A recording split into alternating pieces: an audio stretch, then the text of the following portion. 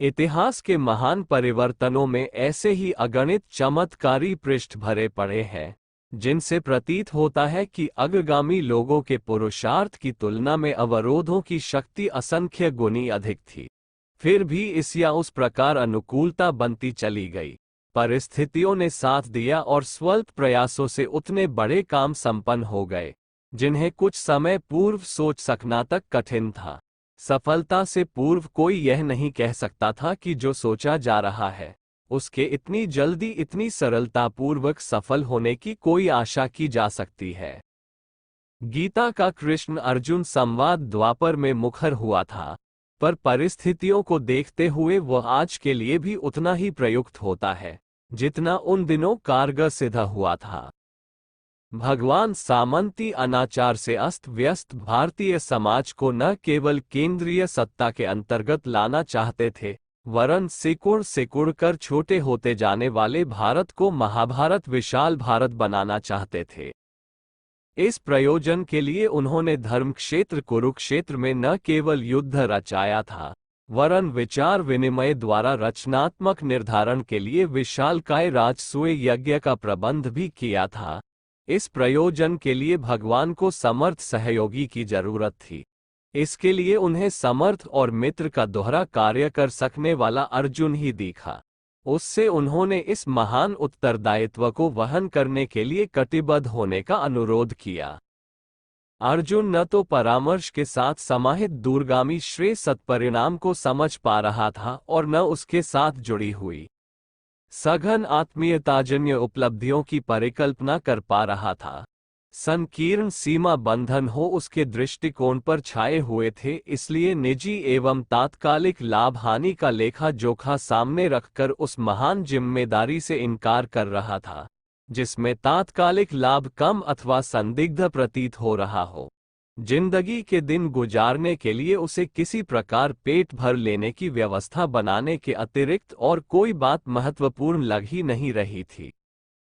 महाभारत की उस विषम वेला में अर्जुन के हाथ से गांडीव छूटते, उसके मुख को सूखते एवं पसीना पसीना होते देखकर कृष्ण झुंझला पड़े थे और भवें तरेर कर बोले, कुतत्वा कश्मलमिदं विषमे समुपस्थितम अभागे। इस विषम वेला में ये कृपणता तेरे मन मस्तिष्क पर किस प्रकार चढ़ बैठी?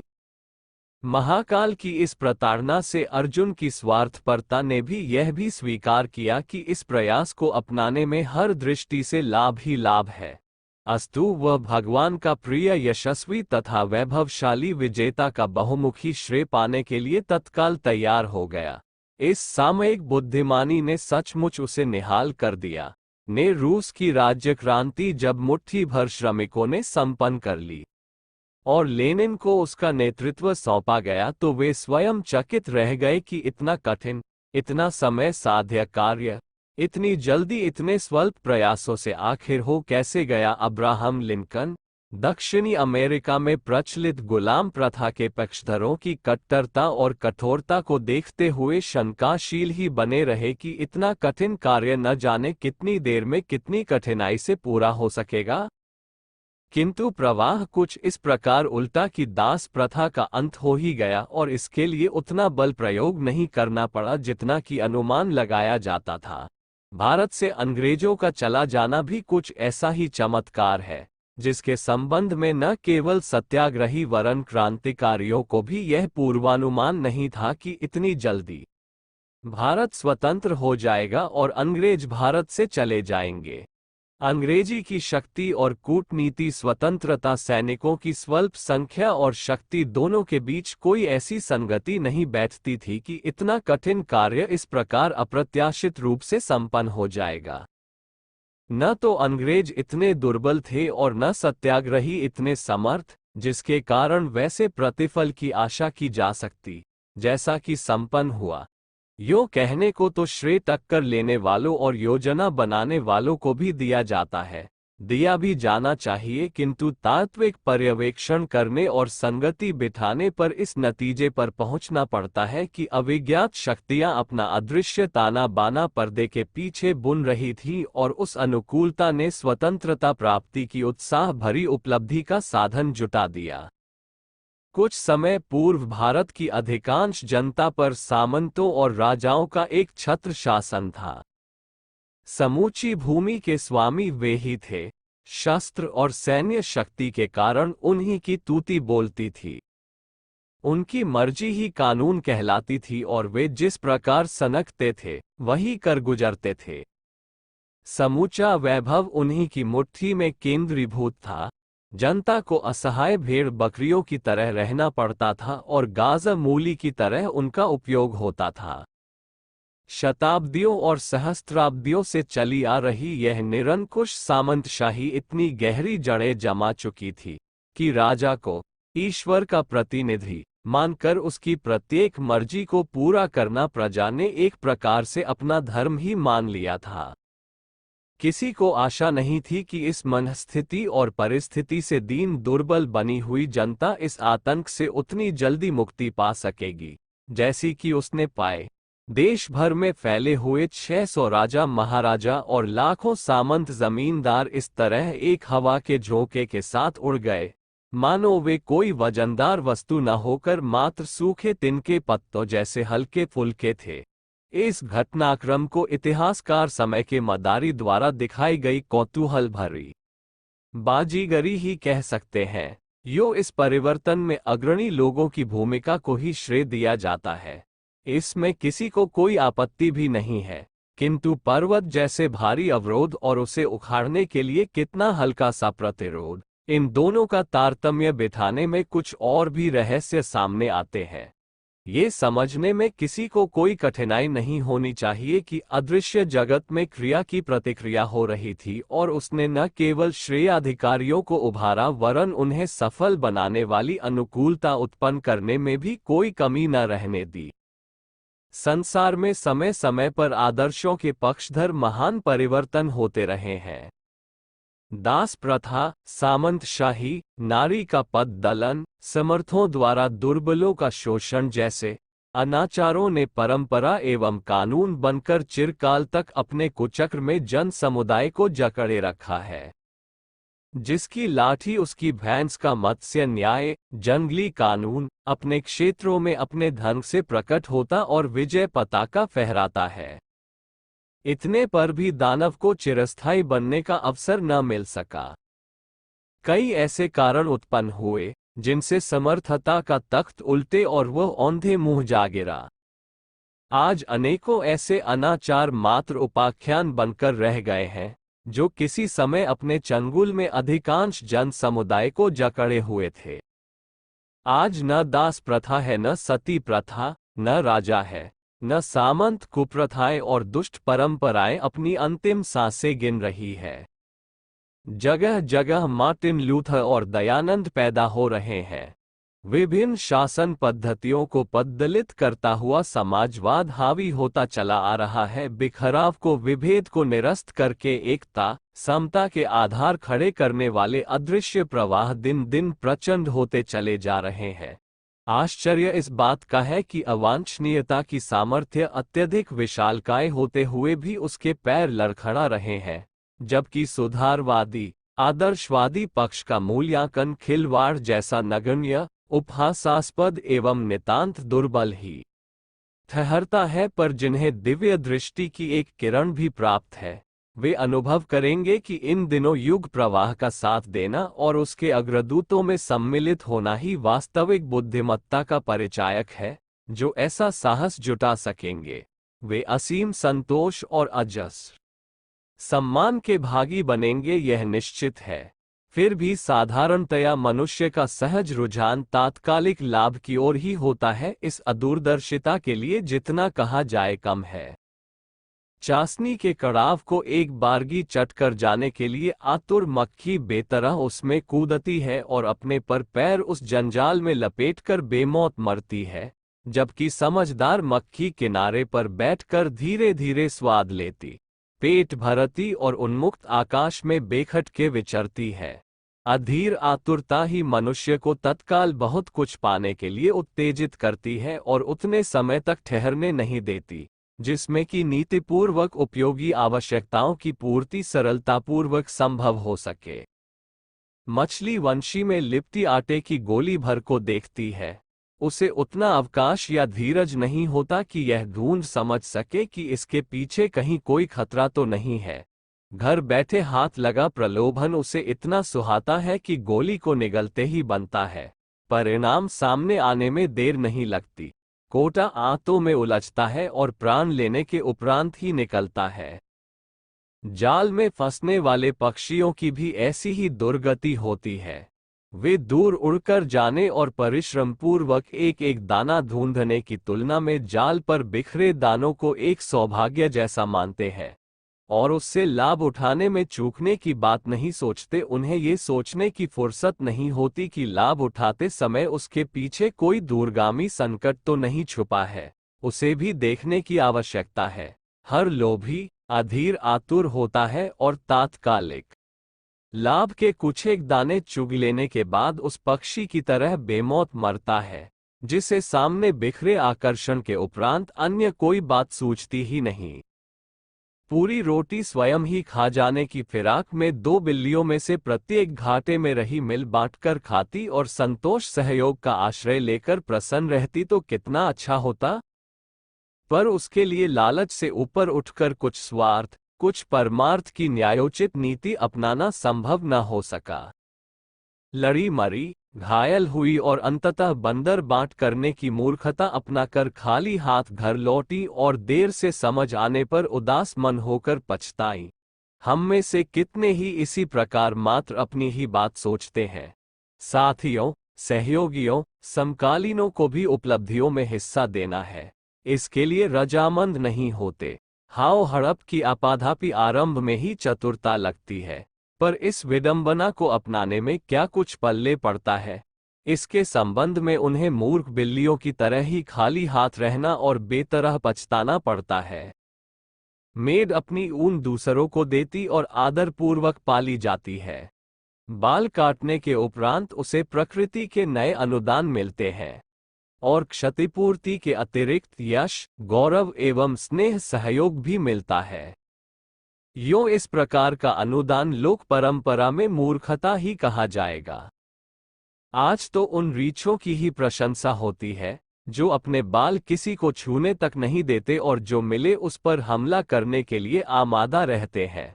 बुद्धिमानी से पर्यवेक्षण करना होगा कि भेड़ और रीछ द्वारा अपनाई गई भिन्न भिन्न नीतियों को अपनाकर किसे क्या मिला। रीछ बदनाम तो है ही, उसे स्नेह सहयोग कौन देगा। इतना ही नहीं, प्रकृति ने उसके बाल बढ़ाए भी नहीं, जितने आरंभ में थे उतने ही अंत तक बने रहे, जबकि भेड़ बार बार अनुदान पाती और अपने को, दूसरों को कृतकृत्य करती रही। इसमें समर्थता को नहीं, दूरदर्शी सद्भावना को ही श्रेय मिलता देखा जा सकता है।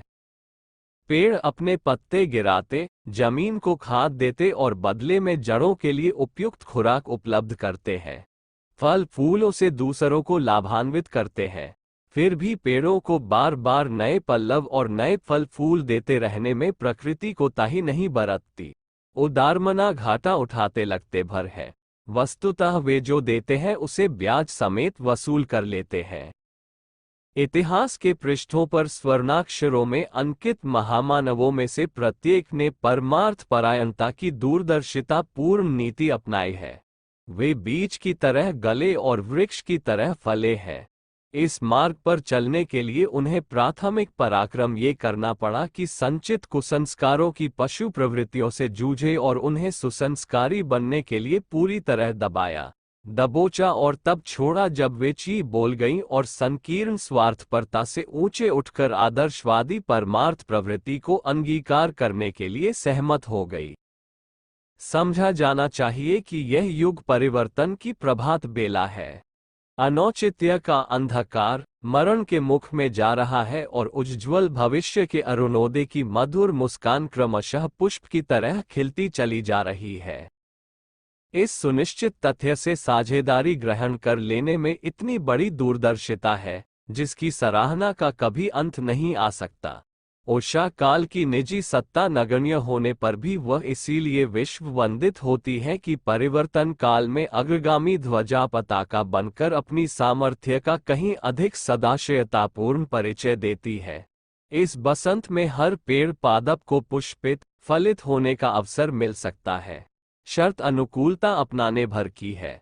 मुख मोड़ लेने पर तो स्वाति वर्षा भी किसी का कुछ भला नहीं कर सकती, जबकि उसके तनिक से सहयोग से सीप को मोती, केले को कपूर बनाने का अनायास ही अजस्त्र सौभाग्य मिलता रहता है। अंधकार में भी जागृति का संदेश देने वाला उलूक तक जब लक्ष्मी का वाहन बन सकता है, तो जागृत आत्माओं के द्वारा युग सृजन के निमित्त अपनाई गई भूमिका क्यों उन्हें कृतकृत्य बनने का अवसर न देगी। सामर्थ्य का स्रोत तो जनता है, पर उसे जगाने वाले प्रहरियों को ही अग्रिम भूमिका निभानी पड़ती है। घड़ी चलती तो तभी है जब उसके सभी कल पुर्जे सहयोग पूर्वक काम करते हैं। इतने पर भी यह रहस्य किसी से छिपा नहीं है कि उन सबको चलने के लिए विवश करने का उत्तरदायित्व चाबी पर ही आता है। चाबी मरोड़ी जाती है तो फिन कड़ा हो जाता है और उसके दबाव से सभी कल पुर्जे हरकत में आते हैं। यदि चाबी ढीली हो, फिन अड़ गया हो, तो फिर समझना चाहिए कि अन्य कल पुर्जों के सही होने पर भी घड़ी नई और ठीक होने पर भी समय बताने की सारी व्यवस्था ठप पड़ी रहेगी और वह बहुमूल्य यंत्र बच्चों के खिलौने जैसे बनकर रह जाएंगे। शरीर में हृदय का स्थान मुट्ठी जितने आकार का है, किंतु समस्त शरीर को गतिशील रखने की जिम्मेदारी उसी की है। हृदय रक्त पहुंचाने और फेफड़े सफाई करने में प्रमाद बरतने लगे तो समझना चाहिए अन्यान्य अवयवों की क्षमता एवं विशेषता का कोई उपयोग न रह जाएगा। वे सभी एक एक करके बेमौत मरेंगे। इन दिनों नव निर्माण की भूमिका जन समुदाय में विद्यमान जागृत और जीवंतों को ही निभानी होगी। जनता को वे ही प्रेरणा देते हैं, प्रसुप्ति को जागृति में वे ही बदलते हैं। संकीर्णता और कृपणता के बंधनों में बांधी हुई जनशक्ति को सत्प्रयोजनों में निरत करने की जिम्मेदारी उन्हीं की है। यदि वे उनींदे पड़े रहें तो फिर समझना चाहिए लोकमानस का कुंभकर्ण पौराणिक दैत्य से भी अधिक आलसी सिद्ध होगा। वो 6 महीने तो क्या 1000 वर्षों में भी करवट बदलने को सहमत न होगा। आदर्शवादी कल्पना, मान्यता, भावना अपने समय पर अपने स्थान पर उपयुक्त है, पर इतने भर से काम चलता नहीं। मनमोदक खाने से किसका पेट भरा है? शेख चिल्ली को उसका मन चाहा गृहस्थ कहाँ मिला था। आदर्शवादिता अपनाने में अपने अभ्यस्त चिंतन और निर्धारित जीवनचर्या में क्रांतिकारी उलट पुलट करनी होती है। जो ऐसा साहस जुटा पाते हैं, जुटाने के लिए प्राणपण से प्रयत्न करते हैं, उन्हीं को साधक कहते हैं। दैवी अनुग्रह प्राप्त करने के लिए पूजा उपासना ही एक मार्ग नहीं है। उसके अतिरिक्त परमार्थ प्रयोजनों में रत रहने वालों ने भी अध्यात्म क्षेत्र की अभीष्ट सफलताएं पाई हैं। लोक सेवा भी किसी भजन पूजन से कम महत्व की साधना नहीं है। ऐसे व्यक्ति नित्य नियम जितनी थोड़ी उपासना कर लेने से भी उच्च स्तरीय परिणाम प्राप्त कर सकने में सफल हुए हैं। विवेकानंद, गांधी, विनोबा आदि के उदाहरण ऐसे ही हैं, जिनमें सेवा साधना ही प्रधान है। पूजा अर्चना तो वे थोड़ी सी ही करते रहे हैं, सो भी एकांतिक नहीं सामूहिक। भगवान बुद्ध और महावीर ने भी आरंभिक दिनों में ही तपश्चर्या अपनाई थी। उसके उपरांत वे धर्म चक्र प्रवर्तन को विश्वव्यापी बनाने, उसके लिए परिव्राजक प्रशिक्षित करने तथा साधन जुटाने में ही निरत रहे। गुरु गोविंद सिंह, समर्थ रामदास, चाणक्य आदि की गणना भी ऐसे ही कर्मयोगियों में की जाती है, जिन्होंने भजन कम और परमार्थ अधिक किया है। देवर्षि नारद के संदर्भ में उल्लेख है कि वे 2.5 घड़ी से अधिक कहीं ठहरते नहीं थे और भक्ति भावना के विस्तार में हरिगुण गाते हुए निरंतर परिभ्रमण करते रहते थे। महर्षि व्यास ने 18 पुराण लिखे हैं। उनका समय निश्चय ही इस लोक साधना में अधिक और पूजा अर्चना में कम लगता रहा होगा। चरक, सुश्रुत, वाग्भट आदि ऋषियों ने भजन कम और रोगियों की व्यथा के लिए पुरुषार्थ अधिक किया था। वे जानते थे कि भगवान की अनुकंपा के अधिकारी वे अधिक होते हैं, जो उनकी संतान को सुखी समुन्नत बनाने में निरत रहते हैं। तरीके भले ही अलग हों, लक्ष्य सबका एक ही रहा। रीछ वानरों ने पुल बनाने में श्रम लगाया, ग्वाल बालों ने पर्वत उठाया, हनुमान ने पर्वत उठाया तथा अर्जुन ने गांडीव चलाया था। भगवान की भक्ति, परमार्थ परायणता के ये तरीके परस्पर सर्वथा मित्र है, पर इस मित्रता में श्रद्धा का सामयिक प्रयोग देखा और उस मित्रता में एकता का दर्शन किया जा सकता है। केवट ने नाव चलाकर, शबरी ने बेर खिलाकर, गिलहरी ने रेत उठाकर, जटायु ने जूझकर अपनी भक्ति का परिचय दिया था। सभी ने एक जैसा क्रम क्यों नहीं अपनाया? ये कहने वालों को मुदमती कहा जाएगा और माना जाएगा कि वे समय की मान की उपेक्षा करने वाले विवेकहीन व्यक्ति हैं। पाणिनि ने व्याकरण रचा और पातंजलि ने योग, व्यास ने पुराण लिखे और चरक ने वनस्पति जगत को खोज मारा। नागार्जुन ने रसायन विद्या का अनुसंधान किया और चाणक्य ने राजनीति को लक्ष्य बनाया।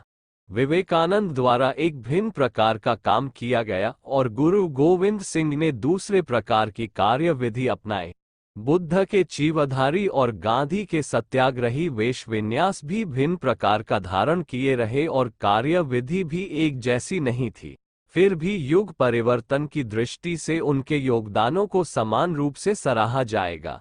परशुराम का कुल्हाड़ा और धन्वंतरी का अमृत घट आकृति और प्रकृति में भिन्न थे, किंतु लक्ष्य एक ही था। इसी प्रकार हर व्यक्ति अपने सामर्थ्य एवं साधनों के अनुरूप नवनिर्माण के विभिन्न प्रयोजनों में अपना योगदान देकर दूरदर्शिता का परिचय दे सकता है, श्रेष्ठ सौभाग्य का भागी बन सकता है। नवयुग को देवयुग कहा जाएगा, उसकी तुलना सतयुग एवं रामराज्य से होगी। उसी स्थिति में धरती पर स्वर्ग का अवतरण कहा जाएगा। इसकी भूमिका निभाने की पूरी जिम्मेदारी मनुष्य के अंतराल में उद्भूत होने वाले देवत्व को वहन करनी होगी। यही है वह देवी निर्धारण जो जागृत आत्माओं के भाग्य विधान में इन दिनों प्रकट होने के लिए विधाता ने अपनी लेखनी से लिख रखा है। युग संधि के इस पावन पर्व पर हर जागृत आत्मा को अपनी जीवनचर्या में ऐसा ही प्राणवान परिवर्तन प्रकट होते दृष्टिगोचर होगा। ये नर पशुओं की तरह पेट प्रजनन के लिए जीवित रहने की निकृष्टता साहसपूर्वक अस्वीकार कर देंगे। इतना ही नहीं, चतुर लोगों द्वारा अपनाई जाने वाली अक्लमंदी भी उन्हें रुचेगी नहीं और लगेगा कि संचय, विलास एवं बड़प्पन के कोल्हू में पिलने वाली तथाकथित बुद्धिमानी में भी कुछ सार नहीं है। अंततः वह वज्र मूर्खता से भी महंगी पड़ती है। गीता के कृष्ण अर्जुन संवाद का प्रमुख विषय यही है। जो कुछ कहा सुना गया है, उसका एकमात्र उद्देश्य इतना ही था कि सामयिक स्वार्थपरता की दूरदर्शिता से ऊपर उठकर दूरगामी सत्परिणामों पर गंभीरतापूर्वक विचार किया जाए। कृष्ण के इस परामर्श को जब अर्जुन ने स्वीकार कर लिया तो वह दूरदर्शी बना और उस दूरदर्शिता ने भगवान के द्वारा किए गए महान कार्य का अनायास ही श्रेयाधिकारी बना दिया। जागृत आत्माएं यदि युग देवता के अनुरोध आमंत्रण को सुन सके तो वे भी अर्जुन की तरह ही भगवान के निकटतम गिने जाने और महानता का समग्र श्रेय पाने का सौभाग्य अर्जित कर सकती है।